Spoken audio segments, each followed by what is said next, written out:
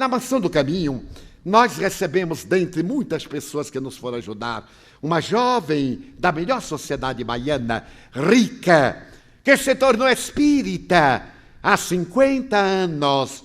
E quando comecemos a cuidar de crianças órfãs, ela que frequentava a nossa casa, um dia me disse: Divaldo, eu gostaria de morar na Mansão do Caminho. E eu, sabendo que se tratava de uma moça de família quatrocentona, de antecedentes muito nobres, eu disse: mas nós não temos o mínimo conforto para uma pessoa como você. Aqui é um lugar onde nós, funcionários públicos, que estamos acostumados a ganhar muito bem, nos alojamos e passamos até melhor do que em nossas casas. Tentei dissuadi-la. E ela me disse: se você me aceitar, nunca se arrependerá. Naturalmente, na minha casa eu tenho o máximo de conforto, mas eu quero fazer uma experiência nova. Eu desejo preencher o meu vazio existencial com amor ao meu próximo. E foi um grave problema familiar, porque os seus genitores não podiam conceber que a sua filha ia entregar a vida a cuidar de órfãos, de afrodescendentes, de crianças abandonadas, atiradas na lata do lixo.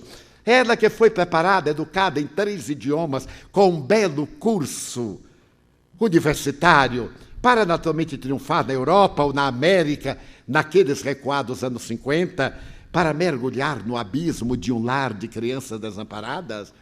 E ela arrostou as consequências.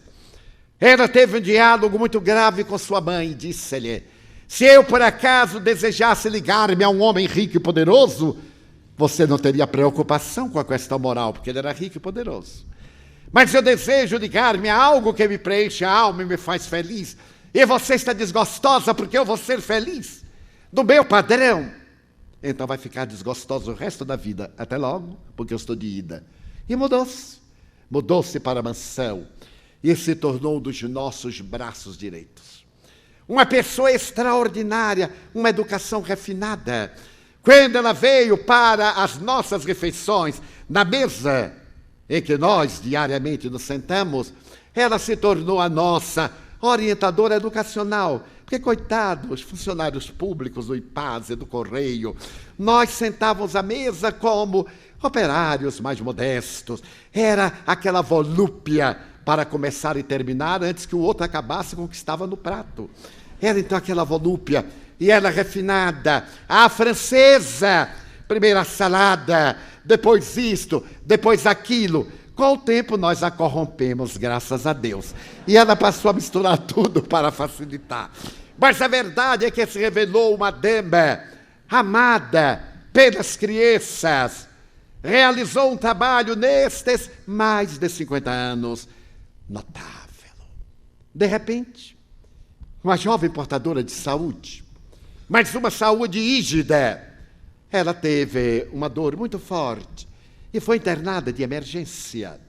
Foi feita uma cirurgia, possivelmente não exitosa, porque logo depois veio um volvo, consequência possível da movimentação na área intestinal, e ela começou a expelir bile sem cessar. E foi necessário fazer uma segunda cirurgia, e de imediato uma terceira cirurgia.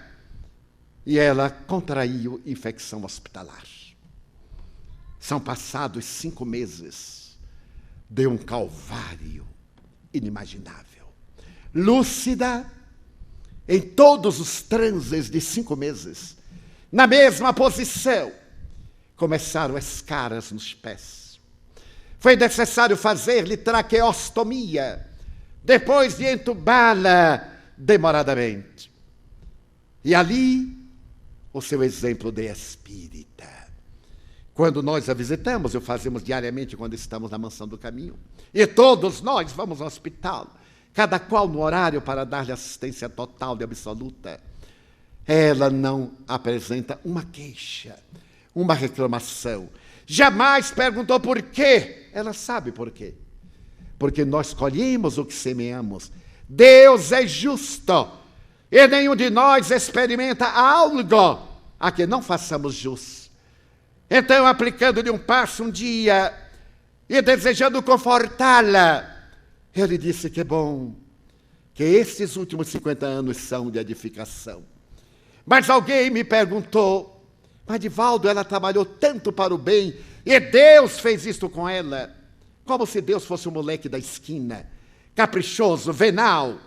Eu digo, mas você não tem o menor conceito de Deus. Esse é um Deus antropomórfico. As leis soberanas da vida concederam-lhe 50 anos de realizações positivas. E por mérito é que ela ainda está no corpo, expungindo os últimos débitos para talvez não voltar mais à indumentária carnal. Não é Deus quem faz, somos nós. E estando viajando para lá e para cá, sempre que eu retorno, corro para vê-la. Ela ficou impossibilitada de falar, de se comunicar por escrito. E quando novamente pôde recomeçar a falar, a primeira coisa que me disse, que data é amanhã? Eu disse, tal data. Não esqueça que amanhã é o aniversário de nossa irmã fulana de tal. Porque era ela que me dava as dicas da função de dedicada servidora da secretaria de nossa casa. Como é que podia, dentro de um hospital, 4 meses, ter a preocupação lúcida do seu dever, a dignidade de suportar todas as vicissitudes. Mas o que é comovedor é que a mãezinha já se encontra no além há mais de 20 anos. E sempre que eu chego, a mãe está sentada ao seu lado, acariciando-lhe a cabeça. E às vezes com lágrimas me diz, Divaldo, muito obrigado. A minha filha escolheu a melhor parte, aquela que não lhe será tomada.